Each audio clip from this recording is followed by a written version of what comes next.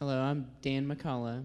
I'm the deacon representative on the pastor search team. And first of all, thank you very much for all the prayer for this team. It's been a very big blessing, a very big blessing.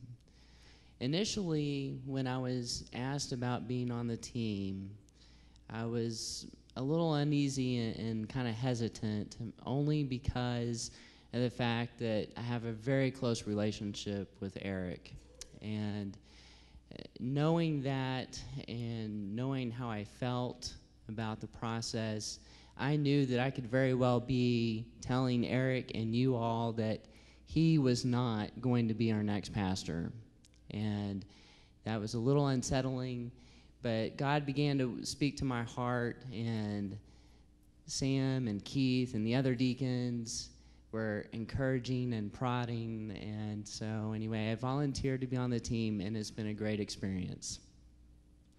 I've known Eric since the very first week that he was here, and we began a friendship, and that friendship began in the college ministry. We've done all kinds of things together. We've been overseas together. We've served in discipleship groups, life groups, and all those kind of things. I was a part of Eric's doctoral program. I've served shoulder to shoulder with him as I've been on the deacon board, and we've even run the Cowtown 5K together. But despite all that history and the friendship that I have with Eric, that friendship, I know, is not enough for Eric to be my pastor, and that friendship is not enough for Eric to be LABC's pastor. As the team began our work, I was really convinced that God was going to lead us to his man, and that man would be out there somewhere. There's no way it could be Eric, and we just needed to follow God through the process, and we would eventually get around to finding him. There came a point in the process, probably late in the process, we had sent out resumes or questionnaires, and we were reviewing resumes and reviewing all the responses to the questionnaires, and we were praying through all of those, and God put a question to my heart, and that question was, Dan, are you even open to the possibility if I choose Eric? Are you going to be open to that?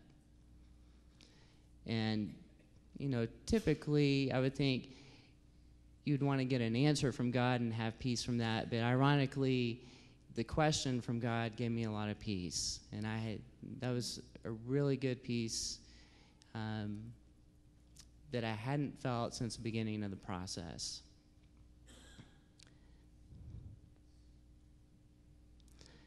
I know that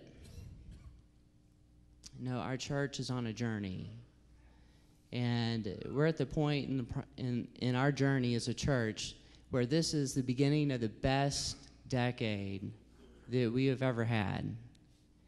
And that decade is going to require that God's chosen man be our pastor.